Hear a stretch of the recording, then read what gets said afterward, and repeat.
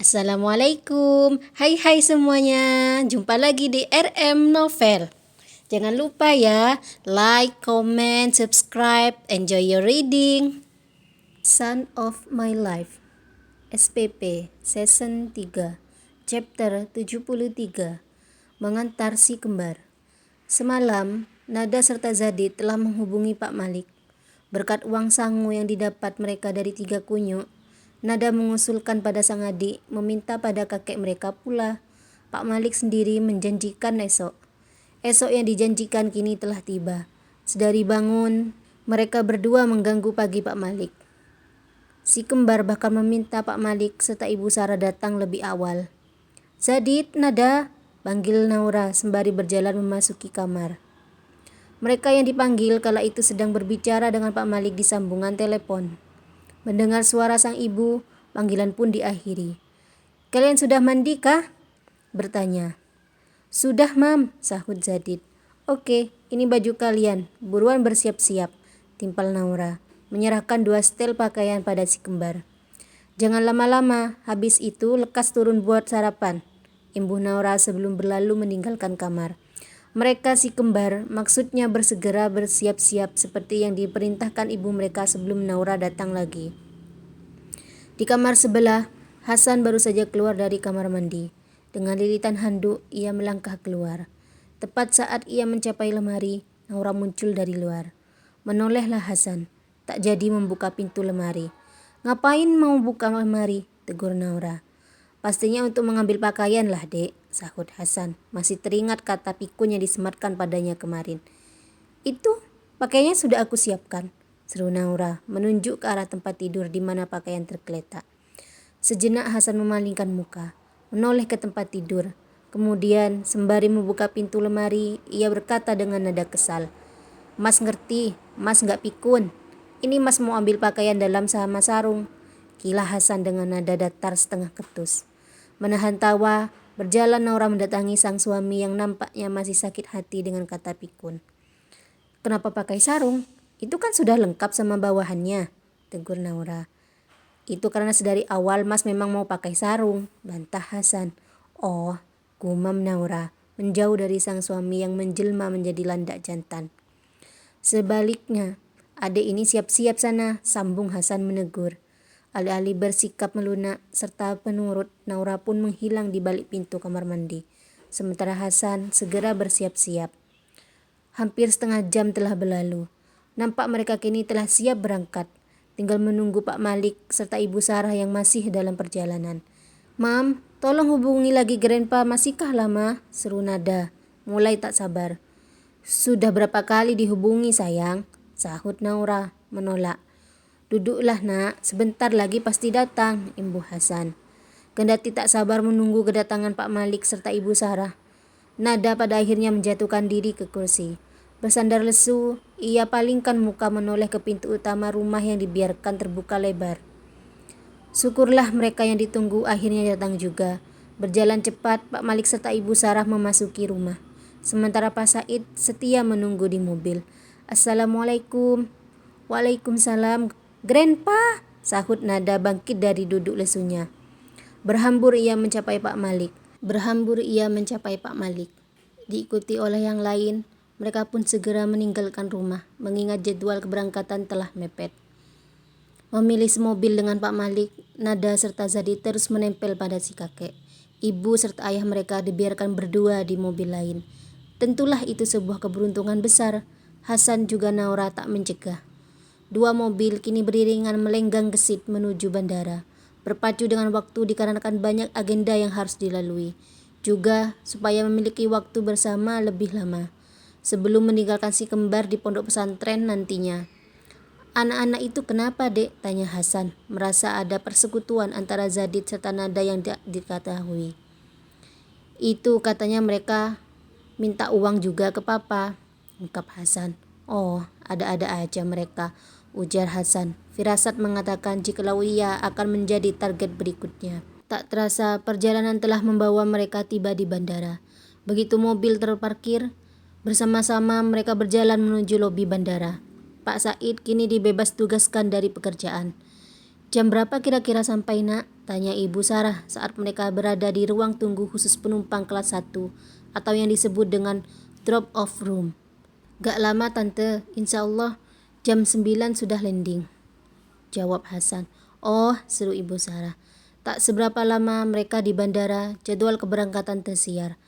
Lekas mereka semua bergegas menuju gerbang keberangkatan khusus dengan diantar oleh seorang petugas. Grandpa, mana uang buat kita? Celetuk Zadid, khawatir Pak Malik lupa atau mungkin sengaja lupa. Senyum seringai dipertontonkan oleh Pak Malik. Ia kira si kembar telah amnesia, akan tetapi nyatanya itu keliru. Iya, nanti pas sudah landing, ucap Pak Malik mengulur. Tadi malam bilangnya besok pagi, sekarang pas landing, celoteh Zadid meradang. Alih-alih menjawab, Pak Malik usap kepala Zadid. Selebihnya ia tak berkomentar apa-apa, membuat Zadid serta nada bungkam 1000 bahasa.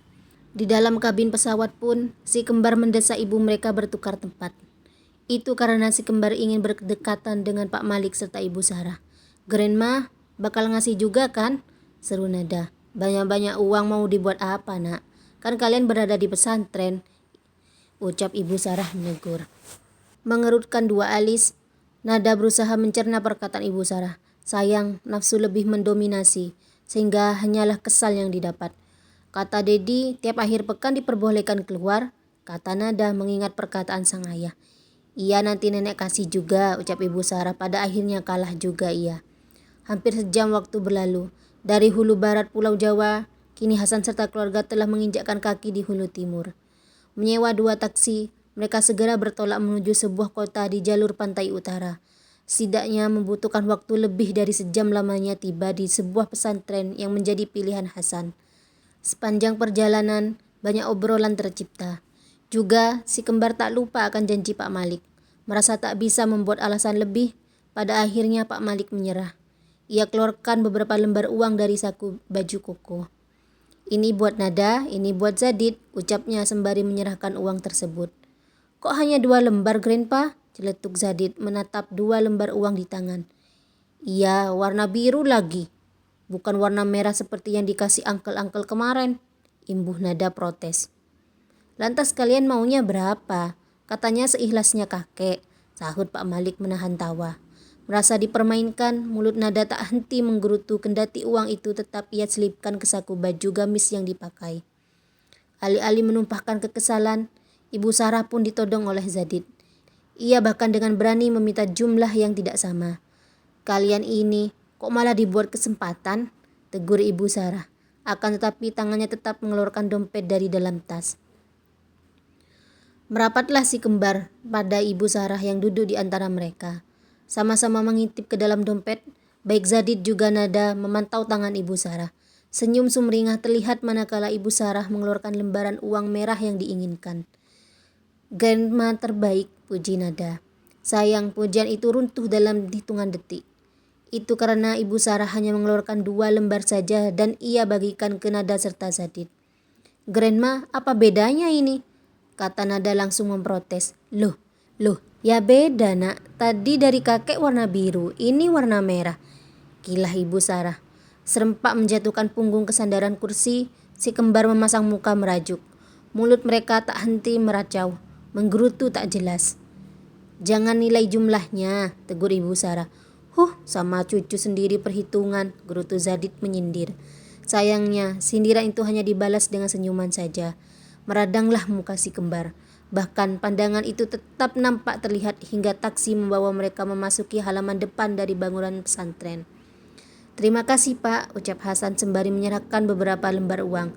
Seketika muka masam si kembar berubah. Nampak terkejut mereka kala turun dari taksi. Setengah berlari, mereka berhambur ke arah Hasan serta Naura. Dedi, ini pesantrennya, seru nada. Iya, mari kita ke kantor santri putra lebih dulu, sahut Hasan. Melangkah bersama, mereka menuju sisi kanan bangunan yang terpisah di mana terdapat tulisan Ma'had Putra terpajang besar di atas gerbang pintu. Assalamualaikum. Waalaikumsalam, silahkan, sahut 2 orang yang bertugas dalam kantor. Satu orang sigap bangkit dari duduknya, mengambil beberapa kursi lipat yang berada di belakang front office. Ada yang bisa kami bantu? Tanya seorang lagi dalam bahasa Jawa krama. Ini Ustadz, Saya yang tempo hari mendaftarkan anak saya via online atas nama Zadid Takwa, ungkapnya. Oh iya, kebetulan saya yang bertugas waktu itu. Kalau nggak keliru, Bapak mendaftarkan 2 anak Bapak, sahutnya menegaskan. Iya benar Ustadz, jawab Hasan. Seperti yang sudah dijelaskan tempo hari, kami sudah memproses pendaftaran putra-putri Bapak untuk sekolah formalnya. Setelah selesai administrasi, yang di asrama akan kami antar ke kantor sekolah. Sekedar melengkapi kekurangan berkasnya saja, sahutnya berbicara panjang lebar. Terima kasih atas bantuannya. Ini kekurangan yang dimaksud, kata Hasan menyerahkan map warna hijau. Untuk asrama, apa sudah diputuskan Bapak? Putranya mau masuk di asrama khusus tahfidz atau yang lain? Timpal pengurus pesantren tersebut. Tidak Ustadz, asrama biasa, jawab Hasan singkat. Untuk bahasanya Bapak, karena asrama biasa dibedakan sesuai bahasa yang diambil. Timpal pengurus itu lagi bertanya. Zadid mau di asrama bahasa apa? Kata Hasan melempar tanya. Inggris, jawab Zadid segera. Itu karena supaya tak membuatnya belajar bahasa asing dari awal lagi. Tersenyumlah Hasan dibuatnya akan jawaban yang diberikan. 2 petugas di hadapan mereka juga tersenyum mendapati jawaban tersebut. Bagaimana tidak, mereka telah membaca berkas yang diserahkan Hasan, juga formulir yang telah diisi oleh si kembar secara online. Bagaimana dengan bahasa Mandarin? Celetuk seorang, Zadid menggeleng tegas. Selesai dengan urusan di kantor, selanjutnya didampingi oleh Hasan, kakek serta ibunya, Zadid pun dibawa masuk ke asrama putra. Nada ditinggalkan bersama Ibu Sarah. Seorang pengurus yang diminta mendampingi turut menjelaskan mendetail mengenai peraturan yang ditetapkan di pesantren. Juga mengenalkan lingkungan pesantren, jajaran pengurus, keluarga dari pengasuh, para ustadz, serta ustadz pendamping yang lebih dikenal dengan istilah pengurus pondok. Di kamar nanti ada peraturannya juga, itu tergantung pengurus kamar masing-masing, ungkapnya lagi. Kepala Zadid yang telah sesak menampung peraturan pesantren, juga peraturan di asrama yang telah dijelaskan kini bertambah mumet memikirkan peraturan lain. Dedi, apakah ini tempat wajib militer? Bisiknya. Ada-ada saja kamu nak, sahut Hasan merangkul Zadid. Sepanjang langkah kaki, bola mata Naura mengamati tiap bangunan, juga apa saja yang terlintas di pandangan. Bahkan hingga mencapai asrama bahasa Inggris yang cukup luas, dengan halaman terbuka di hadapan bangunan, bola matanya seolah tak mau rehat. Dari lantai 1 hingga lantai 3 bangunan ia jajaki dengan cermat. Masing-masing asrama dibuat terpisah, serta memiliki gerbang masuk sendiri namun masih dalam satu lingkungan. Juga memiliki akses terbuka bagi santri dari masing-masing asrama. Ini kamarnya. Tiap kamar terdiri dari 8 santri. Itu sebabnya setiap tahunnya kita hanya menerima sekitar 250 santri putra dan 250 santri putri, seru pengurus yang mendampingi. Masih dibantu oleh pengurus tersebut, Zadid menyeret kopernya ke dekat lemari bersama. Anggaplah itu semacam loker namun lebih besar kapasitasnya. Ini kuncinya, ucap pengurus itu dan menyerahkan kunci lemari ke tangan Zadid. Gimana Zadid? Pasti betah di sini nanti, celetuk Pak Malik. Sepertinya, sahut Zadid. Suasana asrama sendiri nampak sunyi senyap. Itu karena para santri tengah mengikuti proses belajar mengajar di sekolah formal hingga jam 1 siang nanti. Selesai menata pakaian di lemari, lekas mereka bertolak menuju kantor yang tadi. Dari kantor asrama putra, kini Hasan meluncur ke arah kantor asrama putri yang berada di sisi seberang. Cukup melelahkan juga jika berjalan kaki mengingat harus putar arah.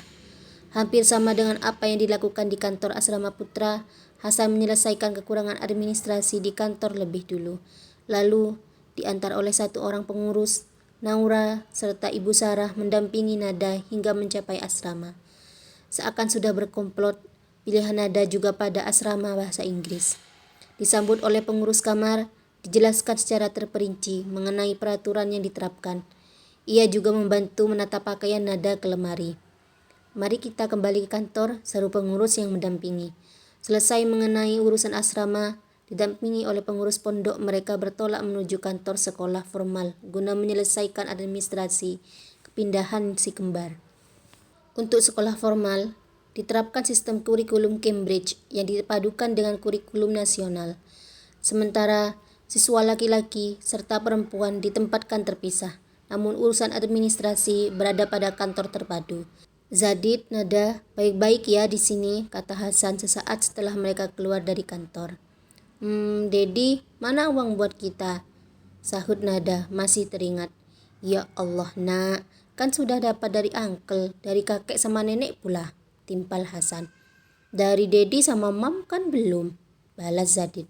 Kalian ini, seru Hasan. Pada akhirnya, tetap saja baik Naura ataupun Hasan mengeluarkan dompet mereka. Memberi kesempatan bagi sang istri lebih dulu, Hasan berniat akan menceramahi si kembar. Dapat berapa Zadid sama Nada? Tanya Hasan. Lekas si kembar menghitung uang yang mereka dapat. Sembari melempar senyum, mereka pamerkan uang di tangan masing-masing. Lumayan juga, ini dari ayah. Simpanlah uang kalian buat bayar iuran pondok sama makannya ya. Untuk bulan depan ayah hanya akan membayar iuran sekolah saja, ucap Hasan saat si kembar menerima uang yang diberikan. Hai, Dedi, sentuk Nada memprotes. Ya gimana, itu uang kan jumlahnya banyak, juga cukup untuk membayar iuran pondok sama makan. Tapi Dedi, bantah Nada, gak ada tapi-tapian. Di sini uang jajan hanya dibatasi 250.000 nak, sahut Hasan tidak mau kalah. Anak-anak, kalian di sini belajar bukan bertamasya, imbuh Pak Malik menambahkan. Numpang lewat ini uang, gerutu Zadid geram.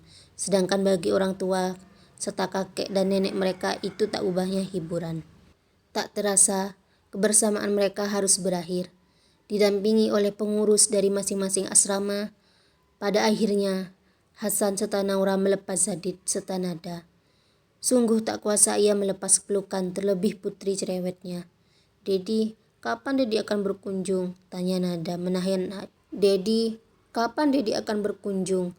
Tanya Nada menahan air mata, juga memeluk erat sang ayah. Bulan depan sayang, sesuai jadwal, jawab Hasan. Itu lama, ada 30 hari yang harus dilalui, ujar Nada kian sedih terdengar. Mana mungkin lama, nanti kalau sudah banyak teman, waktu juga tak terasa nak, kata Hasan menenangkan rasa sedih yang menyeliputi buah hatinya. Ayo lepas itu ditunggu, lanjut Hasan. Kendati tidak ingin berpisah, Nada berusaha bertindak patuh. Ia lepas pelukan itu, lalu datang pada pengurus yang akan membawanya ke asrama. Sedangkan Hasan sendiri bersama keluarga sebelum meninggalkan pesantren, lebih dulu ke dalam pengasuh pesantren, sowan pada kiai.